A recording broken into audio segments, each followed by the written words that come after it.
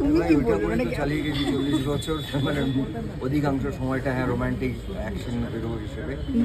But হ্যাঁ মানে শ্বশুরবাড়ি জিন্দাবাদ দেখে আজকে বড় screen really I am feeling মানে আমাদের না আসলে আমার যেটা মনে হচ্ছে যে এটার আমরা যখন এই সময় কাজগুলো করতাম, ডিরেক্টর, ক্যামেরাম্যান, কোরিওগ্রাফার, আমরা মানে সারা দিন রাত মানে আউটডোরে গিয়েছি, ওয়েদার খারাপ হয়ে গেছে, প্রথম দুদিন ফগি হয়ে গেছে, বাট তখন কোনো সিজি ছিল না, তখন কোনো পোস্টে গিয়ে আমরা কিছু ঠিক করতে পারতাম না।